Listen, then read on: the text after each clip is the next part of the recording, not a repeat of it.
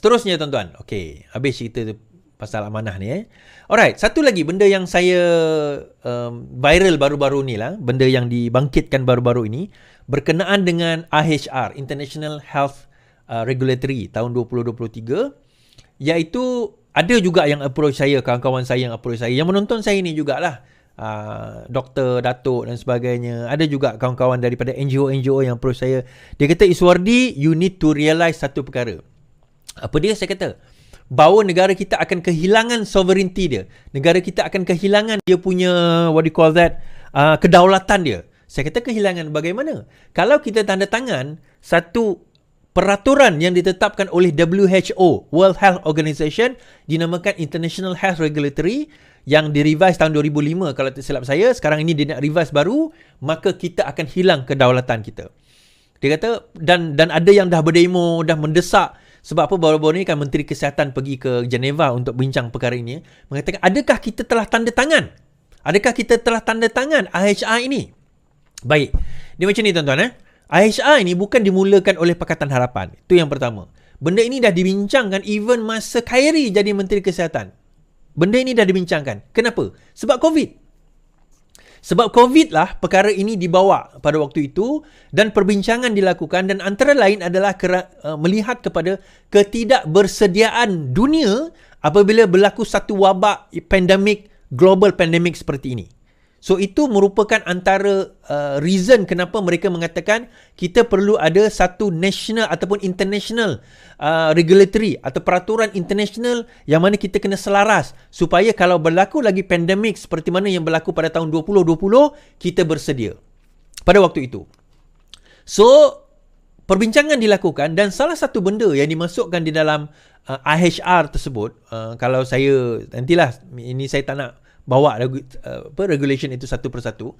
Antara perkara yang dibawanya adalah berkenaan dengan yang ni, yang menyebut tentang sovereignty tu, iaitu di mana sekiranya berlaku pandemik, WHO boleh mengisytiharkan darurat di dalam negara tersebut, dan betul kan kalau saya tersilap, dan juga sekiranya dan juga WHO mempunyai kuasa untuk menghantar tentera ke dalam negara tersebut bagi memantau keadaan ataupun memantau kalau berlakunya lockdown sekali lagi. Dan WHO mempunyai kuasa kepada askar ataupun militeri di dalam negara tersebut untuk mengatakan bagaimana nak membuat lockdown. So, persoalan ini timbul kerana antara perkara utama yang timbul adalah, adakah benda ini akan dan menarik kuasa yang di-Pertuan Agong bagi mengisytiharkan darurat dan juga Parlimen bagi mengisytiharkan lockdown. Ini persoalan yang timbul. Nah, baru-baru ini ada yang telah mengatakan bahawa kerajaan sudah sign dokumen ini. Dr. Zaliha dah sign dokumen ini. Okay, dia kata Dr. Zaliha dah sign dokumen ini dan sudah ada dan sudah dilaksanakanlah, senang cerita. Okay. Untuk makluman tuan-tuan, saya nak bagi tahu dokumen itu belum disign, masih dalam peringkat perbincangan serta melihat terma-terma, dan bukan negara kita saja yang concern benda ini. US, negara-negara besar pun concern juga perkara ini. Baik, kita baca. IHR, kedaulatan keadilan antara prinsip asas dalam rundingan. Putrajaya, ini 27 Oktober, 2 hari lepas. Kedaulatan keadilan keperluan dalam membina sistem penjagaan kesihatan lestari. Ketua Pengarah Kesihatan Dr. Muhammad Razi Abdul Hassan berkata, prinsip itu juga mendapat sokongan daripada negara WHO yang lain. Semua negara anggota telah bersepakat untuk menubuhkan dua platform rundingan, iaitu Intergovernmental Negotiation Body (INB) untuk menghasilkan instrumen antarabangsa yang dikenali sebagai INB WHO-CA ataupun Pandemic Treaty, dan Working Group on Amendments to the International Health Regulations (WGIHR) bagi memperkukuhkan aspek kesiapsiagaan, pencegahan, pengesanan serta respon terhadap pandemik di peringkat antarabangsa untuk mengurangkan impak terhadap sesebuah negara, katanya. Menurutnya, penyertaan Malaysia dalam rundingan INB WHO-CA dan WGIHR mencerminkan komitmen negara dalam usaha memperkukuhkan keselamatan, kesihatan global dan pencegahan wabak di masa hadapan. Proses rundingan ini tidak terhad kepada bidang kesihatan awam sahaja, namun ia turut meliputi lain-lain bidang seperti perdagangan, persekitaran, geopolitik, sosial ekonomi dan sebagainya. Ujar Ketua Muhammad Razi, Kementerian Kesihatan sebagai penyelaras kedua-dua rundingan telah mengadakan sesi libat urus dengan pelbagai kementerian. termasuk peguam negara. Inisiatif bagi memastikan kedaulatan dan undang-undang Malaysia dipelihara serta kepentingan rakyat dilindungi dan utamakan. Tema beliau, rundingan telah berlangsung sehingga kini melibatkan penyertaan delegasi antara WHO termasuk Malaysia, katanya. Baik.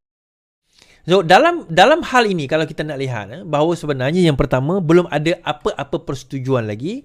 Rundingan itu masih lagi dalam, orang kata apa, masih lagi berlaku lah. Dan regulation itu bukanlah something that set in stone yet. Kerana belum ada, kita tak menandatangani apa-apa lagi. Kan, belum menandatangani apa-apa lagi. Okay. Dan Dr. Zilha juga telah kita baca. Kedaulatan negara diutamakan dalam rundingan WHO CA+ IHR 2005. Kerajaan akan memastikan kedaulatan negara sentiasa menjadi keutamaan dalam rundingan Treaty Pandemik Perjanjian WHO dan Pindaan Peraturan Kesihatan Antarabangsa 2005 IHR. Menteri Kesihatan Dr. Zaliha berkata, beliau mendengar kebimbangan rakyat, terutama isu WHO CA+ dan pindaan IHR 2005. Penglibatan kita penting untuk memastikan suara kita didengar dan sebarang keputusan akan dibuat tidak akan bercanggah. Tiada keputusan akan diberikan sehingga segala-galanya dipersetujui. Saya memberi komitmen bahawa kedaulatan negara akan sentiasa menjadi keutamaan dalam rundingan ini.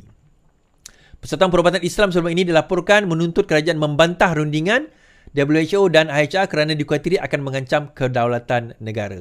Okay. Saya secara tidak langsungnya ada berbincang juga dengan PPIM, Persatuan Perubatan Islam Malaysia. Secara tidak langsung berkenaan spesifik tentang perkara ini, PPIM. Dan antara perkara yang mereka suarakan juga adalah tentang perkara ini. Dan saya kata saya sudah sampaikan kepada wakil menteri dan dia pun mengambil maklum tentang perkara ini dan beliau sudah tahu perkara ini sebelum beliau menjadi Menteri Kesihatan lagi sebenarnya. Dan perkara dan perbincangan ini berkenaan dengan IHR 2005 itu pun dibincangkan sewaktu Khairy Jamaluddin menjadi Menteri Kesihatan. Yang itu kita kena tahu. Malah Khairy juga dilantik sebagai naib Presiden WHO. Saya rasa sekarang Dr. Zaliha lah dilantik kan. Memang wakil WHO. So, perbincangan itu ada. Dan bila kita menyentuh soal kedaulatan, of course perkara itu menjadi prioriti kita. Menjadi keutamaan kita. Sebab itu sekarang ini, ini yang apa orang kata WHO ataupun kerajaan Malaysia akan tekankan. Terutama apabila melibatkan kedaulatan negara. Saya faham sebenarnya where it comes from. Satu perkara, on the other hand, satu di dalam satu peringkat, dalam satu sudut, kita perlu kepada WHO terutama kalau kita berada dalam circle itu, sekiranya contoh adalah satu pandemik sekali lagi berlaku, pembagian vaksin ataupun ubat-ubatan dan sebagainya, kita akan berada dalam kumpulan yang mungkin prioriti untuk mendapat vaksin ataupun ubat-ubatan tersebut. Itu yang pertama. Yang kedua, daripada segi information.